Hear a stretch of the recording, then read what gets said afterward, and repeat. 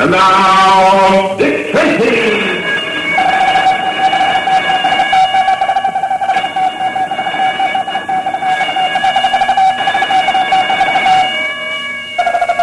Tracy, back at headquarters. Stand by for action. Let's go, men.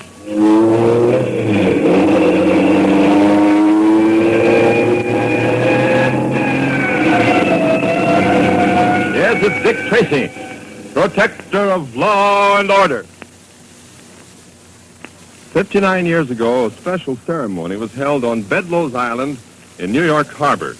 It was the unveiling of a statue that had just come from France. It was called the Statue of Liberty. Now, that statue has come to be a symbol of our way of life, a way we preserve by buying war bonds. This victory loan drive is our last, boys and girls, and the money is going to be used in the best way possible to pay back the men who fought for us. And did you know that your school can help out? That's right, and here's how. Every school that sells $3,000 worth of bonds within the school will get to sponsor a serviceman's hospital bed. And that means that the school's name will be placed right on that bed. The Army, Navy, and Air Force hospitals have made this possible. They're inviting any class, school, or groups of schools to start a campaign for financing one or more hospital units. So why not talk up this idea among your friends? The campaign should be getting underway now, as they should be wound up no later than the beginning of the Christmas vacation. In the past Treasury drives, you boys and girls have been star salesmen. Keep it up now. Now, Dick Tracy. In yesterday's story, you remember how the case of the empty lockers came to a close with Dick and Pat arresting Fletcher, the bank manager, and Frankie at the football game. Dick and Pat turned over their prisoners to their men, then raced to the gambling rooms and arrested the other gamblers before they could hide the marked money that Tracy had used against them. Naturally, Tracy was happy that he'd been able to break up the ring of gamblers, but he really got a kick out of the final score between Junior School, the Academy, and their rivals, Cranston. Junior and Jimmy ran wild, starring as Academy won 19-6. Now, in today's story, Dick and Pat have just returned to headquarters and are in Tracy's office. Listen. Well, now, this is more like it. Listen to this, Dick.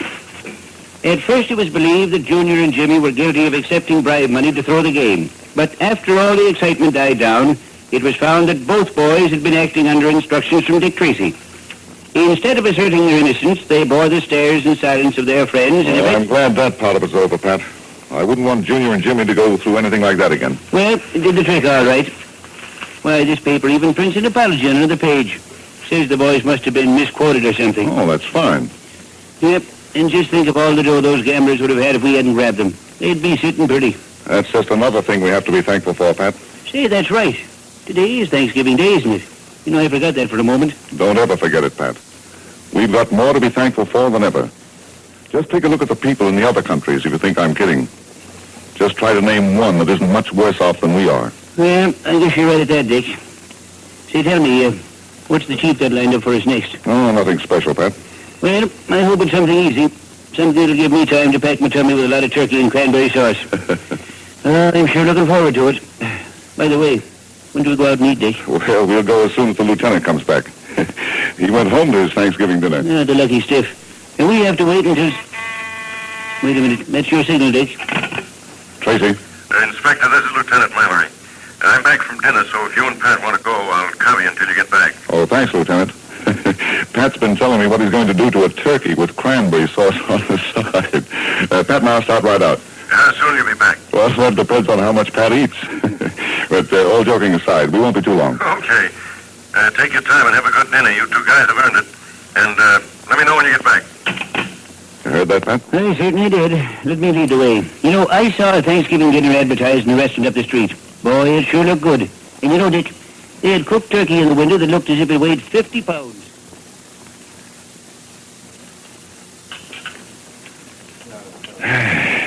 More sauce, Pat? What's that? More turkey? More cranberry sauce? Oh, honestly, I couldn't eat another mouthful. Just look at the buttons on my vest. You know, I'm afraid to take a deep breath for fear they'll pop right off. Oh, boy, what a meal. Yeah, you do look pretty well fed, Pat. I'm well fed, all right. Now I'm getting sleepy. Say, do you suppose we could go back to headquarters and... Dick. What's the matter, Pat? Look who's coming in the door. Oh, Sergeant Gibbons. I wonder... Oh, yes, he's asking the manager of this restaurant something. Don't tell me. Let me guess. Yeah, you're right. He's looking for us, all right. Yeah, here he comes. I'll close my eyes and make believe I'm asleep. Maybe he'll go away. Inspector Tracy, I'm glad I found you. Well, how did you find us? Well, the lieutenant told me you went out for Thanksgiving dinner. I just went into every restaurant I come to. This was one of the last. Say, Inspector, anything the matter with Pat? Nothing a little exercise wouldn't cure. Then I think he's going to be cured. I knew it. It's too good to be true. Oh, so you're awake. Then you better listen. Well, what's up, Sergeant? Chief Brandon wants you to go to this address. Here you are. I wrote it down. 1083 Meadow Avenue. Why should we go there? I can tell you that. Some guy got bumped off. Say, how could you know that? Because some guys are always getting bumped off. Every day a guy's getting bumped off. The only difference is that today is Thanksgiving. He's in a swell mood, isn't he, Inspector?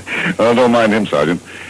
Any other details in this case? None that I know of, but the chief wanted you to go there right away. Okay, we'll go right up. Come on, Pat. Up on your feet. Oh, Well, boy. let's see. 1083 Meadow Avenue. Well, that's right near here. We'll walk it, Pat. Come on, the fresh air will do you good.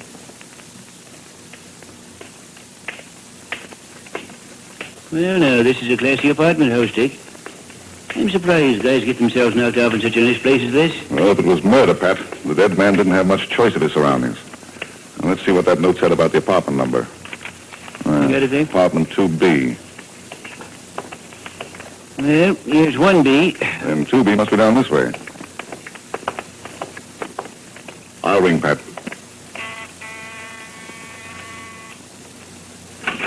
On your way, I told you the porters are... Oh, it's you, Inspector. Come right in. Hello, Egan. Hello, Pat. How are you? Well, you'll find nothing's been touched, Inspector. Good. And you'll find the body in the living room. That's the room at the end of this corridor. Oh, thanks. Yes, this is a classy place, all right. I'm kind of curious to see what kind of a guy lived here. Well, there he is, stretched out on the living room floor. Yep, the guy's dead, all right. But what killed him? Well, help me turn him over, Pat. Yeah, that'll do. Well, there doesn't seem to be a mark on him. We'll have to make a closer examination, Pat. Give me a hand, will you? Right. Oh, so that's it. Shot. Through the heart. And the bullet went in from the front. That means he saw his murderer. Yeah, you're right, Dick. Well, no evidence of a struggle. That means he not only saw his murderer, but knew him or her. Let's see if we can find the gun, Pat. Right. Nope, doesn't seem to be here, Dick. Now, who could... Uh-oh, it's probably the coroner. Well, let him in, Pat. Right. No, I thought it might be you. Hello, Pat. Well, what's there for me to do? Your job's up front in the living room rug. You'll find Dick up there. Let's go, then. Haven't got a lot of time to waste. Today's a big day at our house. Haven't got time to fool around with people to get themselves killed. Oh, hello, Inspector Tracy. Well, how are you, coroner? I'm all right, but just a little hungry. Now, if you'll just step aside, Inspector, I'll get through this as fast as I can. Let's see what we got here. Shot through the heart. Condition of body. Let's see, death took place about 2 hours ago. Rigor mortis is... Where's my calibrator? Here we are. Now then. 32 caliber would be my guess. Yeah, there you are, Tracy. That'll do you any good. Yeah, just as you said. A 32 caliber bullet. Yeah, I'll just make out the death certificate. Know this man's name? Not yet. We haven't had a chance to make sure of his identity. There you are. Here's the death certificate. Death caused by lethal weapon. Bullet calibrated 32. Death caused by persons as yet unknown. Well, I'll be on my way. Just fill in the man's name and you're sure he is. So long, Tracy. So long, Pat. Well, no, the coroner was certainly in a hurry. And we better be too, Pat. Come on. First, we have to identify this man. Then I think we'd better go over the place for fingerprints. Let's hurry, Pat. We've got a lot of work to do. Hours later, after having gone over the dead man's apartment, Dick and Pat returned to headquarters with their information. And that's where we find them now, comparing notes. Listen. Let's see. We have the man's name. Right, Henry Cook. We got that from letters, landmarks, the phone book, and the janitor of the building. His identification was positive enough. Sure, yes, Pat. And we know from what the coroner told us that he was shot at around 11 o'clock in the morning. Yes, and we also found out that nobody in the whole building heard the shot. That seems strange, doesn't it? No, most of the people probably had their radios on or Maybe they thought the shot was a backfire and didn't pay any attention to it. Yes, that's probably it, Pat. But the thing we have to look for is the motive. Well, you can bet it'll be either money or a woman or maybe both. It's always the same, Dick. Every time we get on a case like this.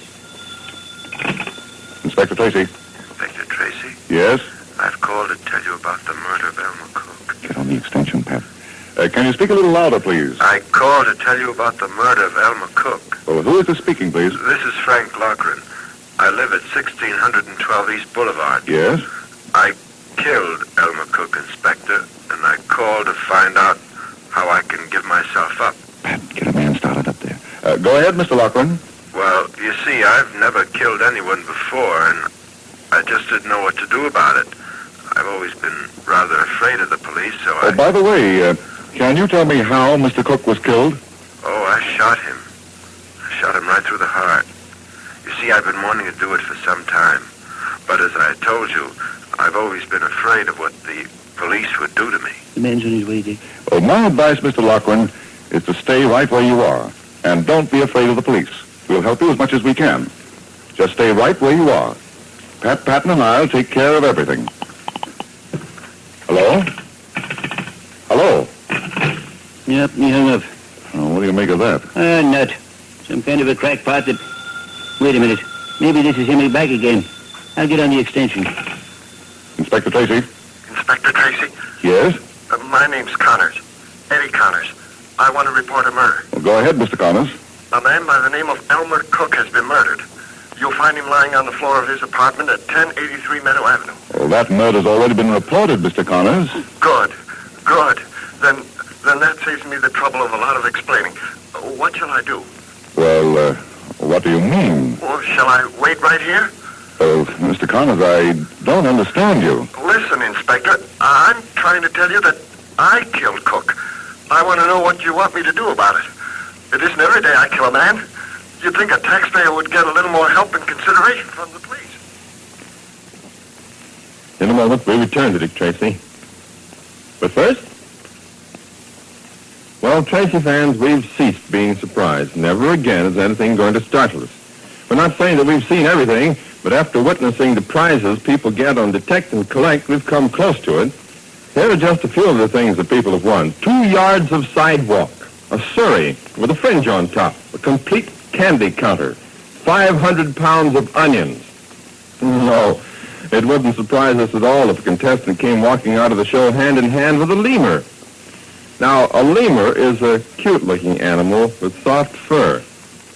But the trouble is he's never seen around these parts, mainly because he lives in Madagascar. But if the Detect and Collect prize thinker-uppers decided they wanted a lemur, they'd probably pack their bags and go sailing off to Madagascar to pick one up for the next show.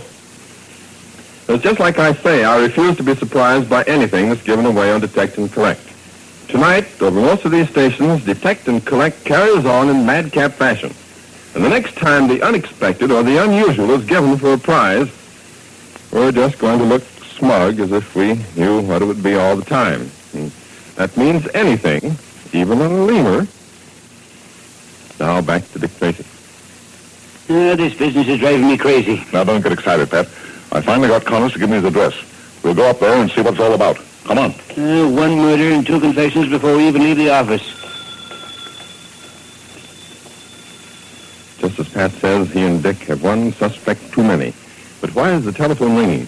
Tune in tomorrow, find out, same time, same station, for The Adventures of Dick Tracy, directed by Dan Russell, and this is George Gunn speaking. Like a fish takes to water, that's the way Dick Tracy takes to excitement, and the way thousands of people all over the country take to The Adventures of Dick Tracy. Dick and Pat never know what their next case will be, but they do know that whatever it is, it'll be full of thrills and excitement. You'll want to listen every day, Monday through Friday, when The Adventures of Dick Tracy are heard over more than 100 radio stations coast to coast.